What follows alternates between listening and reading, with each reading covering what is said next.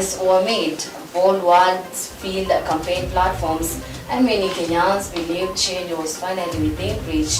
Leaders moved from town to town promising lower living costs, more jobs for the youth, a strong economy, and better services for ordinary citizens, including Mama Mboga. But as time passes, many Kenyans say life has only become harder. Fuel prices continue to rise, cost of basic commodities is soaring, and unemployment remains a daily struggle for thousands. The big question now remains, were these genuine promises for the people or just powerful words meant to win votes?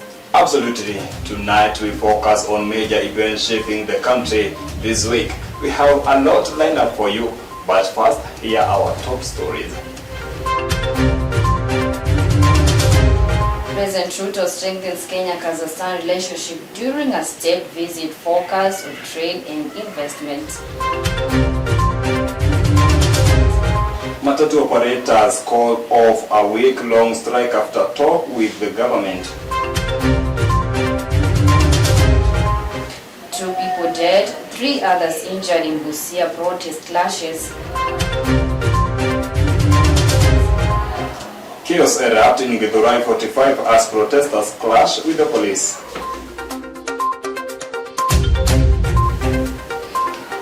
Welcome to today's news bulletin. For these and more stories, follow us on our social media handles at Facebook, Kings TV, YouTube, Kings Fraternity, and TikTok. Kings TV_13. My name is Riches Award. I'm Gerard Maina.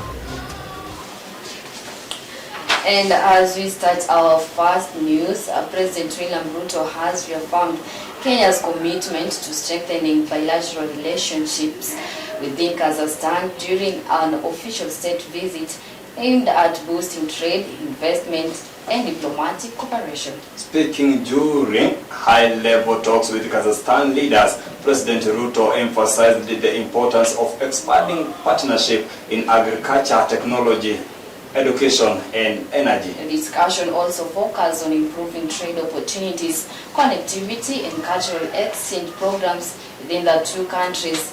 Hughes Karaoke begins our bulletin with more. President William Ruto's state visit to Kazakhstan has raised a lot of questions, especially during this time the country is engulfed with a lot, more so the rising of fuel price.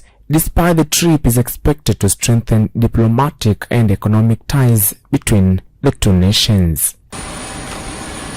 During the visit in the capital Astana, Ruto held bilateral talks with Kazakhstan President Kassym-Jomart Tokayev on trade, technology, transport, mining, and investment cooperation. Kenya will reciprocate in ways that will signify our friendship to you, to your government, and to the people of Kazakhstan. This marks the beginning of a long journey of friendship, collaboration, working together for the mutual benefit of our 2 peoples. Kenya is Kazakhstan's important and reliable partner on the African continent. The 2 leaders discussed opportunities in trade, ICT, tourism, and energy as both countries seek to expand economic cooperation and open new investment opportunities. Among the agreements signed during the visit is a memorandum of understanding on intermodal transport system expected to improve trade connectivity between the 2 countries and enhance regional integration. Kenya and Kazakhstan also signed cooperation deals in the mining sector, focusing on resource development, industrialization, and value addition projects aimed at creating jobs and boosting economic growth. The visit comes shortly after the president attended the World Urban Forum in Azerbaijan, where he promoted Kenya's affordable housing and sustainable urban development agenda. Analysts now say that Kazakhstan visit signals Kenya's growing interest in diversifying international trade partners beyond traditional markets in Europe and North America. As the 2 countries continue to strengthen ties, attention now shifts to how the signed agreements will translate into investment, job creation, and economic opportunities for ordinary Kenyans. We met in 2023 in New York, became a starting point for us to build on the relationship between our two countries established in 1993.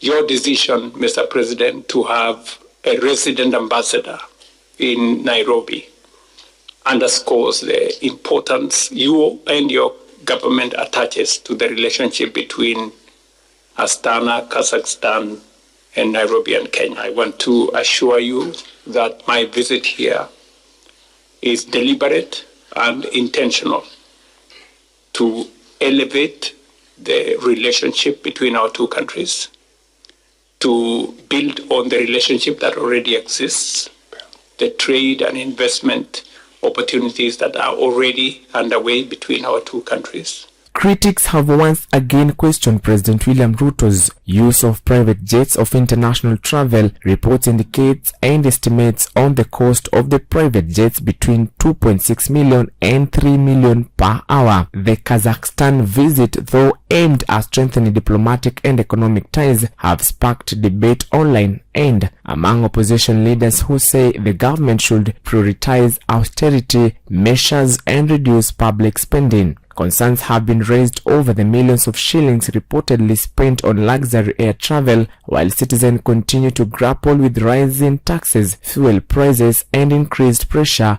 on household incomes. Even so, the recurrent debate continues to fuel public scrutiny over government expenditure and accountability amid the country's ongoing economic challenges.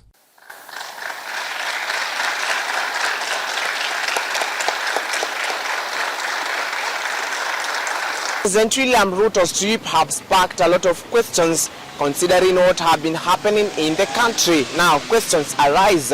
Will this visit open new doors for trade and investment opportunities here in Kenya? And will this partnership strengthen Kenya's influence? Pius Kariuki, Nairobi. Tears, pain, and unanswered questions continue to dominate parts of the country following deadly protests that has left several families mourning their loved ones. The demonstration turned violent in some areas, leading to deaths and injuries. The incidents have sparked public outrage and renewed calls for accountability over the use of force during the protests. Families of the victims are now demanding justice, while human rights groups continue to call for independent investigations. David Jenga reports. Families of victims killed during Monday's nationwide fuel price protest are demanding justice after several people were allegedly shot dead in different parts of the country as police clashed with protesters. The protest leaving families mourning and survivors nursing serious injuries. Relatives claim many of the victims were innocent civilians who were not included in the demonstration, while human rights groups are now calling for investigation and accountability over the killings. Wakati home tulikuwa sawa, alafu suddenly nikasikia news ameshutiwa. George, who operated within the Donyo area and was a father of one, leaves behind a pregnant wife and a young child. Grace, who says she is a 1 month pregnant, recalled how excited her husband had been after learning that they were expecting another child. The family insists George was not involved in the demonstration and was only going about his normal duties when he was shot. I was very happy. Talikuwa na ni massage saying that maybe to be twins. I will never see his father. Hata kama I will find justice, he will not bring my husband back. Elsewhere in Githurai 44, another family is mourning the death of Joseph Kiade Kibushi, who was allegedly shot while attempting to return home after depositing school fees for his child. A relative, Stanley Ngogi, claimed the shooting was carried out by occupants at an unmarked vehicle. Alipata kumeharibika, akipidua pikipiki ndio arudi, ndio alishutiwa hapa kwa kifua. Akapatana na furugu hapo. Sasa kwa kwenda kupidua pikipiki, sasa akapatana na hiyo gari. Na hiyo gari ilikuwa numberless. Madam mwenye alikuwa nyuma alimshuta hapa mara mbili. At the Kenyatta National Hospital, Derek Peter Kwayomba is mourning his wife, Prudence Emali, who succumbed to gunshot injuries after reportedly being shot in Roysambu while heading to nearby shop. Ati alimbapo alikuwa anatoka duka sasa akirudi. Alikuwa amefika kwa gate na hapo ndo alipigiwa risasi. Mimi naomba tu usaidizi. Nijue venye msichana atafika nyumbani. The growing list of casualties also include Derek Peter Machanji, a student at Sigalagala National Polytechnic, who was totally shot during protest. Several of survivors remains admitted in hospitals within serious injuries. Among them is Valerie Amondi, who is receiving treatment in intensive care unit at Kenyatta National Hospital after a bullet lodged in her thighs. She was rushed to Mimosa Hospital. Then she was given a first aid, then later rushed to Kenyatta Hospital, which till now bado hajatolewa the bullet bado kwa mguu. Human rights organization Voco Africa says at least 12 people have died following the countrywide protest. Khalid added that organization is working with independent policing oversight authorities to push accountability. Pain and anger continue after deadly protests shook the nation. Families are asking for justice and investigation, while rights groups condemn the violence and people demand answers. Reporting for Kings TV, my name is David Jenga. Chaos erupted in Githurai 45 following violent protests that disrupted transport, business operation and dairy activities in the area.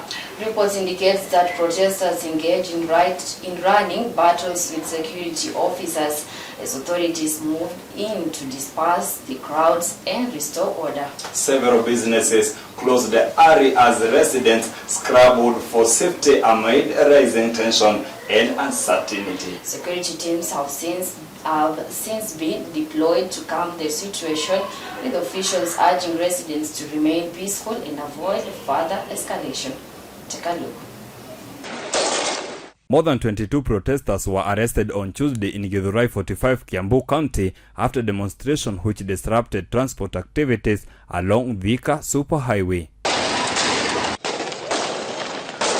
The protest, which lasted for more than 6 hours, caused heavy traffic congestion and interrupted normal businesses operation as youths engaged police officers in running battles. According to the eyewitnesses, groups of young people gathered early in the morning along different sections of the highway.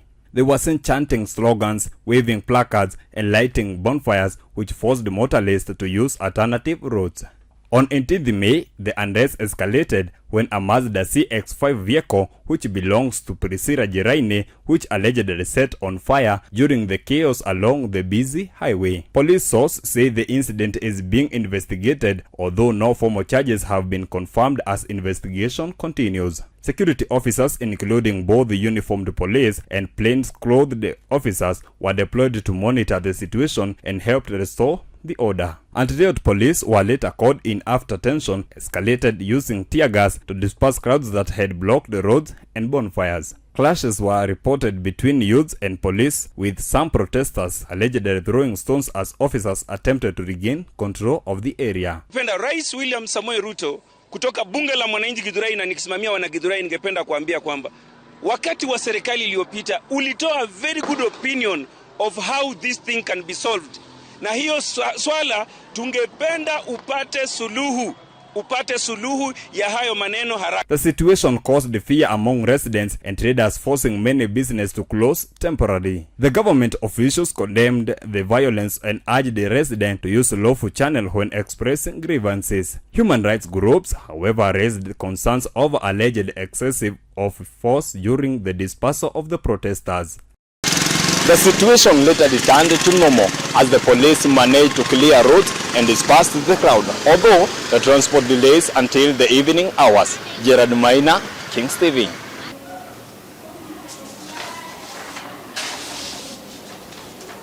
Matatu operators have officially called of their week-long strike after reaching an agreement with the government and key stakeholders in the transport sector. The strike disrupted public transport services in several parts of the country, leaving thousands of communities stranded and affected business activities. Following negotiation, transport operators agreed to resume normal services as talks continue to issue, including regulation, operating costs, and licensing. Government officials have welcomed the decision, saying it will help restore normalcy and ease pressure on communities.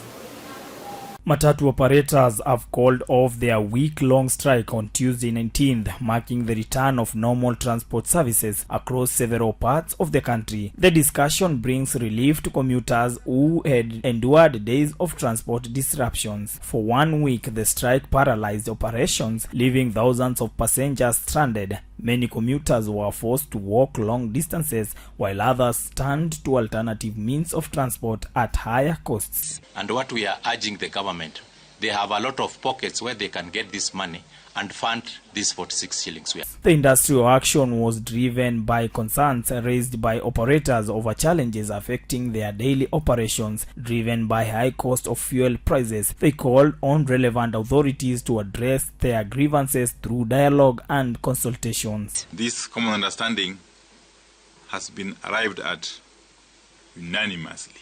Are we clear, members? Yes. We did not agree in anything. Following a series of engagements between stakeholders, operators agreed to resume their services as discussions on the disputed issues continue. Matatu gradually returned to the roads following 7 days of discussion for restoring movement in affected areas. Commuters welcomed the end of strike, expressing relief over the return of public transport services. Business activities also resumed as workers and traders regained easy access to the destinations. Authorities and transport stakeholders have now pledged to continue consultations aimed at finding long-term solutions and preventing future disruptions in the public transport sector. After a week-long strike, now Matatu operators have now returned to their services, bringing relief to commuters as normal operations return. Reporting for Kings, my name, Ben Zuki. For now, viewers, we'll take a short commercial break. We'll be right back. Stay tuned. Petans Technical College is a technical college that trains hands-on skills to ensure you become experts in technical courses such as cosmetology, interior and event decor, fashion and design industry. We ensure you have the latest digital skills in the IT industry. We produce competent journalists and media personnel ready for the job market. Travel the world through our certified assistant caregiver course. Visit us at Kiambu, Petans Plaza and in all our branches. Call us today on 0707 490 390. Welcome back. President Ruto has nominated Kefa Nyamweya Omai as chairperson of the National Cohesion and Integration Commission, NCIC. Omai, who succeeds Samuel Kobia, who will serve alongside 7 other commissioners. The names have been forwarded to the Parliament for vetting and approval. The position were advertised following the expiry of the 6-year non-renewable term of the current commissioners in November 2025. In a statement, Head of Public Service Felix Koskei said the nomination followed the recommendations from the selection panel to fill the vacant positions. Those nominated as members of the commission include Josephine Kirion Ngai from Isiolo, Joseph Kenguyo from Nyeri, Jackson Swadi Kidogo from Vihiga, and Dr. Samuel Mwachiro Mwawasi from Taita Taveta, Evian Chepoisho Tulel from West Pokot, Hassan Biloham from Wajir, Jerusa Mwadhime Michael from Kitui.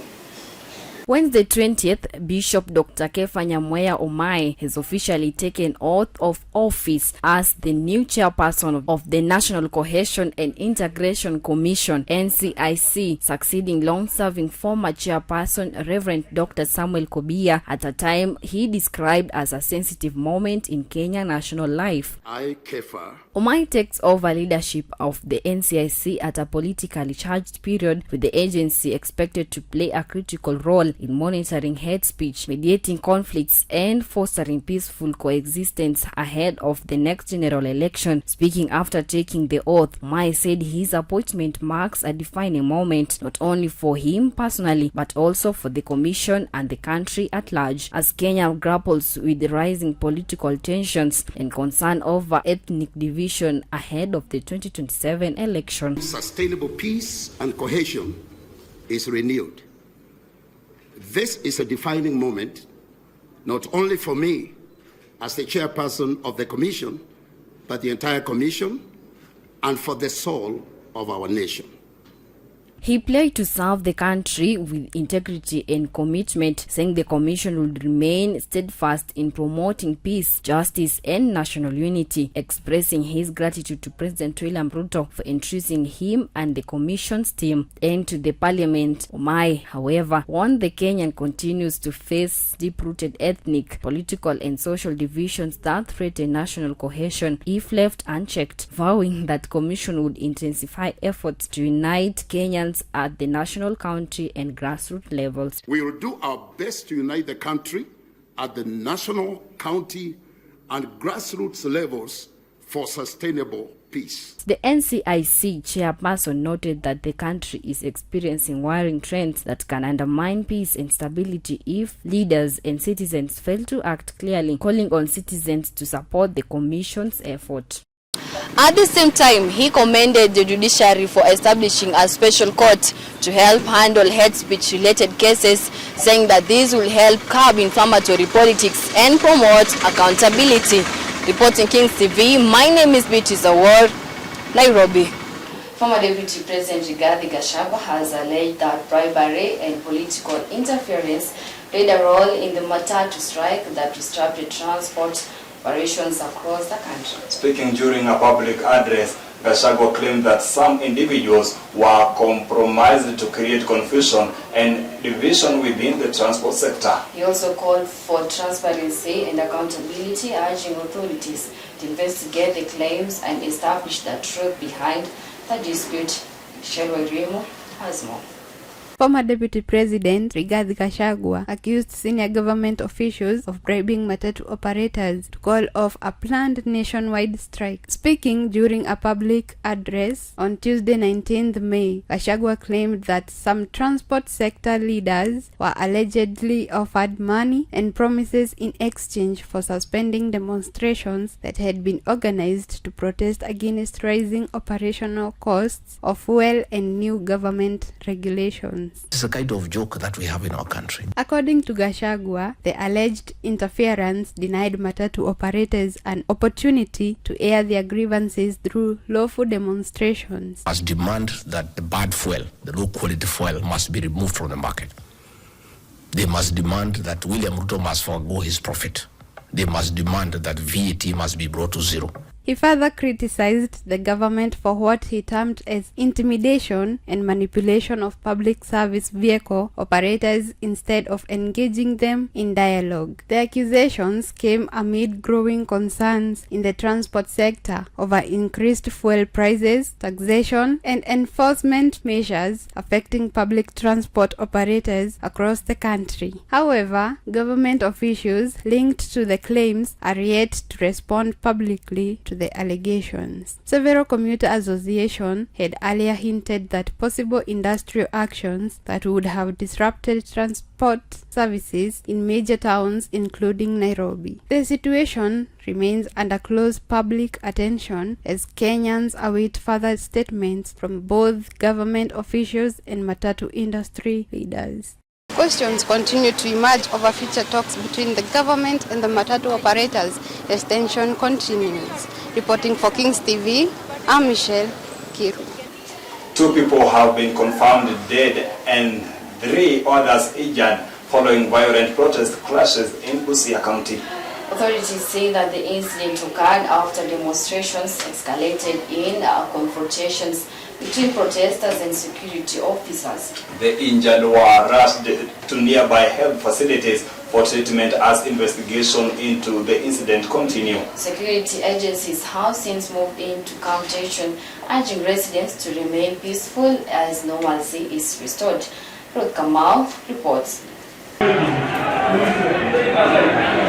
Tension and fear gripped Busia town after 2 people were shot dead and 3 others injured during violent clashes between protesters and police. The demonstrations reportedly broke out after the residents took to the streets demanding the release of a local leader arrested over the alleged destruction of a police vehicle.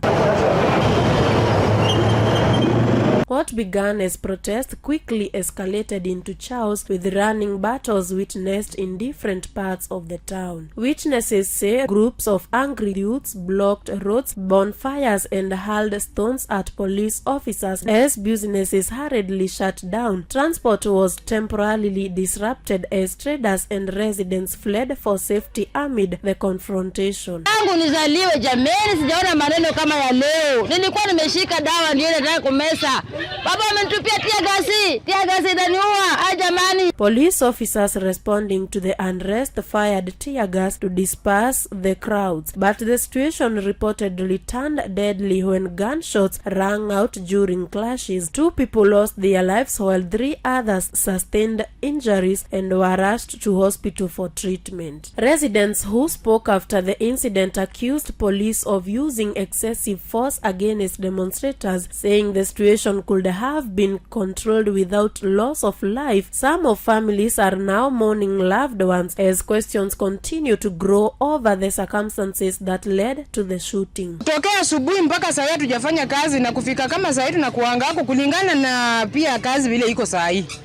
Unakuwa umeuzako kitu kama 5,000, 6,000, lakini sasa leo hakuna.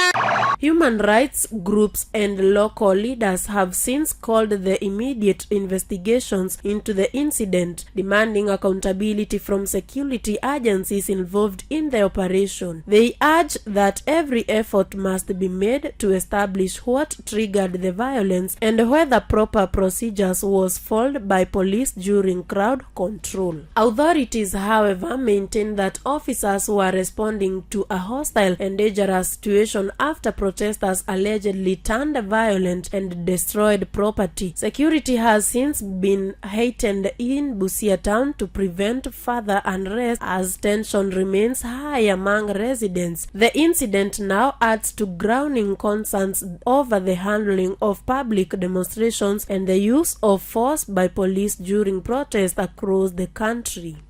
As investigations continue, many are left asking, could the confrontation have been handled differently before the lives were lost? Reporting for Kings TV, my name is Ruth Kamau. Traders in several countries are counting heavy losses following protests sparked by rising fuel price and transport costs. The demonstration disrupted normal operations in major towns, with roads blocked and transport paralyzed. Many traders say they lost customers, goods, and valuable business hours due to the unrest. In some areas, shop owners closed their businesses, fearing looting and distractions as protesters clashes with police. Business owners in different parts of the country, like Naivasha and Nakuru, are counting losses following the incidents and distractions witnessed during the recent demonstrations which happened due to the high cost of fuel. Shops were broken into as youths reportedly took advantage of unrest and stole goods. Most of the towns gripped business centers as traders hurriedly crossed their premises, fearing attacks from rowdy groups. Business owners say they lost valuable stock and now are struggling to recover from the damages. Kila mahali hakuna bangi hata moja haijapigwa na mawe. Na wakipiga na mawe wakiwa hakuna grilo wanaingia ndani. Hata kama ni duka wakipiga na mawe wakikuta hakuna grilo wanaingia ndani. The traders are now calling the government and security agencies to strengthen protection during demonstrations. Some traders say they had invested heavily in their business through loans and savings, making the loss even more painful. Kwa hapa tusimamishe kazi yetu, mafuta iaguke, sio kuharibu biashara ya mtu. Tu wengine tuko na maroni. Unachukua roni ndio uweke duka yako hapo, alafu unakuja unabeba paka simu zote. ni mtu ataanzia wapi? Residents have condemned the violence, saying demonstrations should remain peaceful and should not be turned for criminal activities. Leaders are urging citizens to maintain peace and respect other people's property even as they exercise their rights. Security officers have intensified patrols in the affected areas as investigators continue to identify those behind the looting and destructions. Business associations are calling for swift action against the looting and support for traders who suffer losses. The incident have left entrepreneurs frustrated. Businesses are now counting losses after looting and violence disrupted their normal operations in different areas due to the demonstrations. Reporting Kings TV, Karo Wanjiko. Right now, we'll take a short commercial break. We'll be right back. Stay tuned. Petans Technical College is a technical college that trains hands-on skills to ensure you become experts in technical courses such as cosmetology, interior and event decor, fashion and design industry. We ensure you have the latest digital skills in the IT industry. We produce competent journalists and media personnel ready for the job market. Travel the world through our certified assistant caregiver course. Visit us at Kiambu, Petans Plaza and in all our branches. Call us today on 0707 490 390.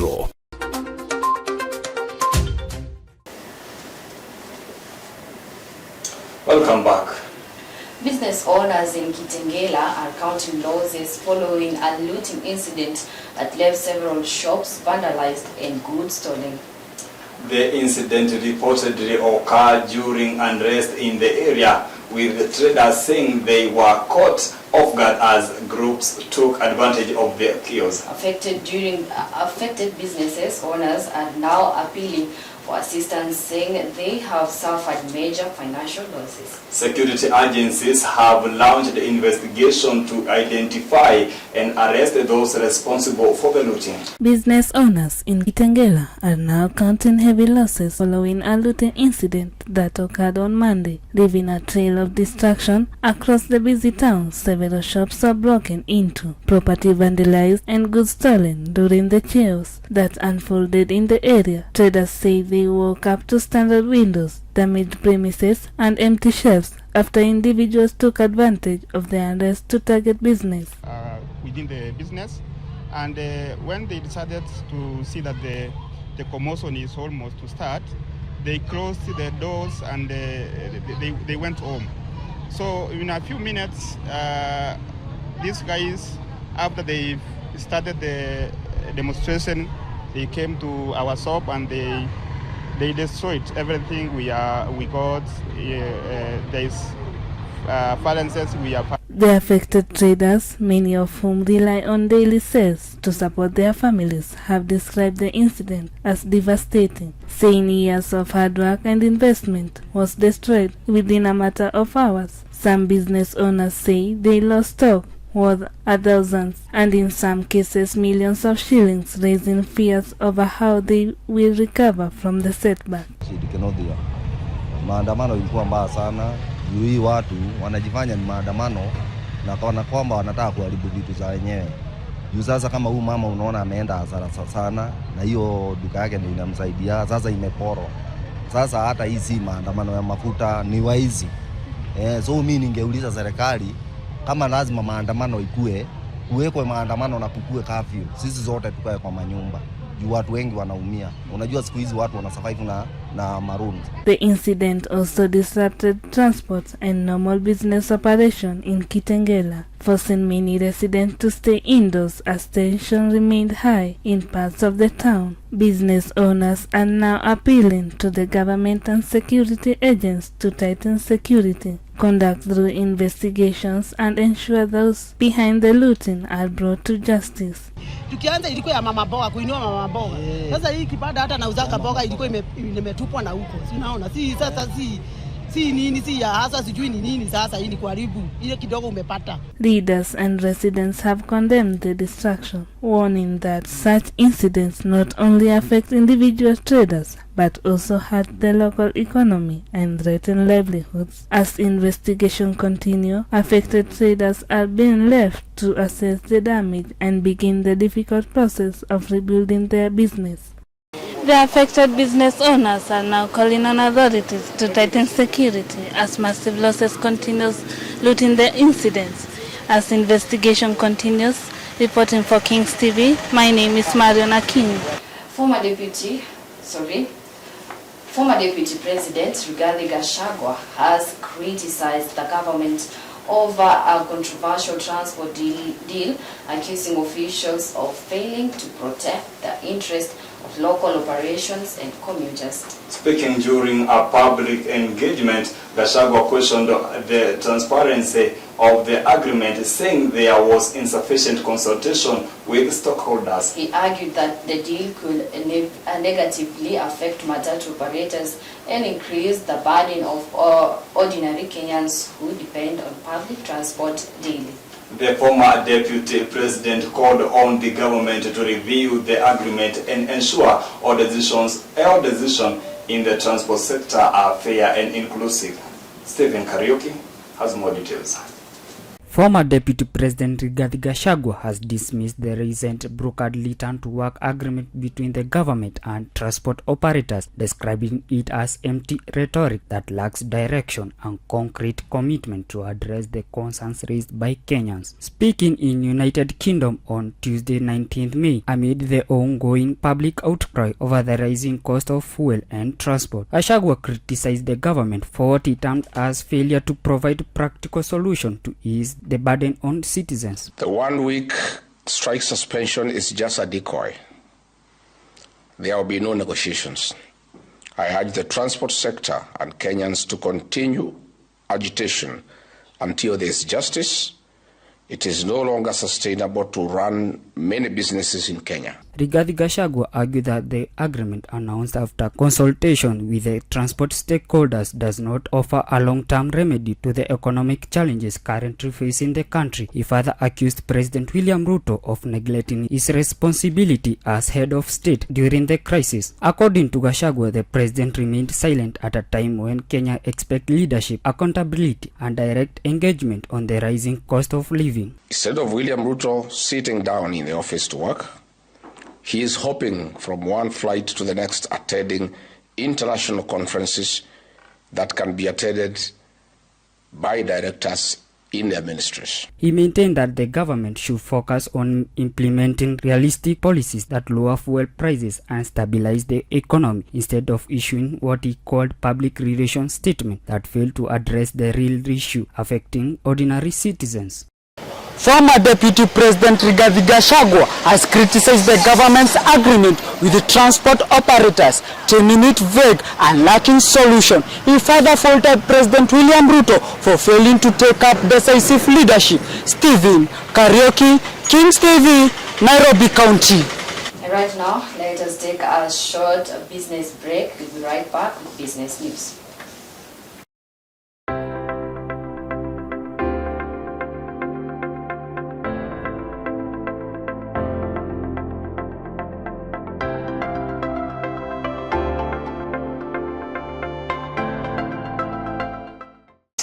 Welcome back. On business, the government has officially called off the planned fuel strike following successful negotiation with stakeholders in the energy and transport sectors. The decision follows a day of consultation aimed at addressing concerns raised by fuel transporters and dealers over operational costs, taxes, and industry regulations. Government officials say that the agreement will help stabilize fuel supply across the country and prevent major disruptions to business and transport services. Transport operators and industry players have welcomed the move, expressing hope that continued dialogue provide a long-term solution to challenge facing the sector. After 2 days of confusion on Matatu strike across the country, the nationwide Matatu demonstration was finally called off on Tuesday 19th May following the intense discussion between the government and the transport sector leaders. The discussion, which led for more than 5 hours, was first held at Transcom House before continuing at Harambee House as both sides worked to find a solution and restore back normal transport operation in the country. The strike had caused major problems to hundreds of Kenyans, like robbery and business disruption, and forcing people to walk long distances to work after public services vehicles stopped operating. Transport operators urged that the rising cost of diesel had become too expensive and it's negatively affecting the business. Matatu owners and operators demanded that the government to reduce price to 46% per litre to help the operation cost and reduce the burden of transport providers and passengers. The high-level meeting brought together senior government officials, including Energy Cabinet Secretary Opiyo Wandayi, Road and Transport CS David Chichid, and Treasury CS John Badi. Leaders from the transport sector also attended the meeting to present matatu operators. However, government officials maintained that the most immediate reduction they could offer is 10% per litre, leading Kenyans into anger since they sacrificed their lives and jobs for those days and nothing has changed into striking. Kings TV Business, Quilin Wanjiro. And now let us take you to Studio B, where you will get the sport news with our sport news anchor, Bernard Zuki.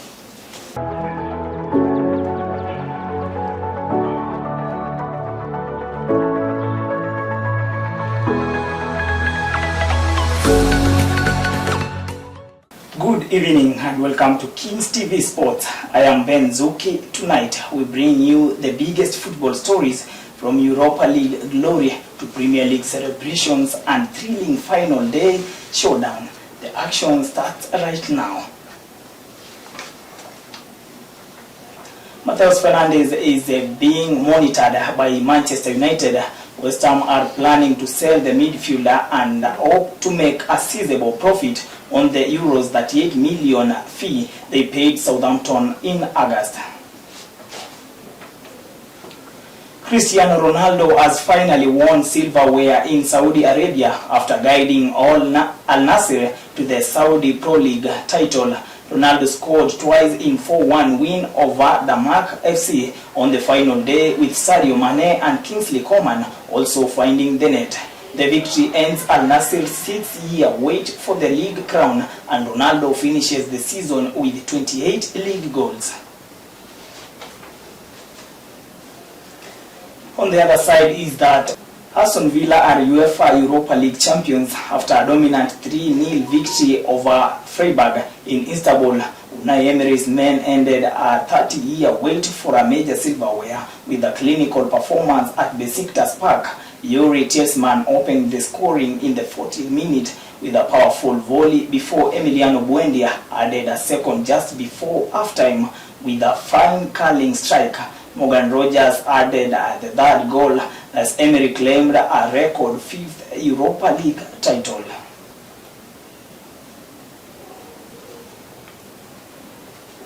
On the Premier League side, Arsenal have been crowned the 2025-2026 Premier League champions, adding a 22-year wait for the title. Mikel Arteta's side secured the trophy, and after Manchester City were held to a 1-1 draw by Bournemouth, the Gunners now turn their attention to the UEFA Champions League final, where they will face Paris Saint-Germain, that is PSG, on Budapest on May 30th.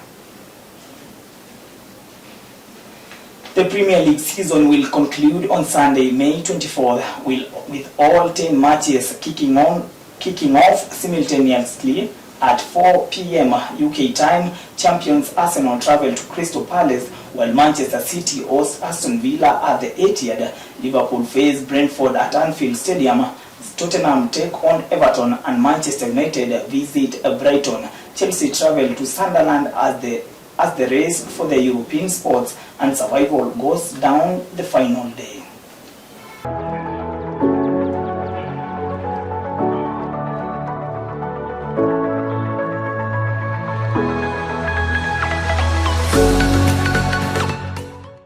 Right, Gerald, that's all we prepared for today, and you know our new sports anchor, Mr. Nzuki. Yeah, not an anchor, a sports manager.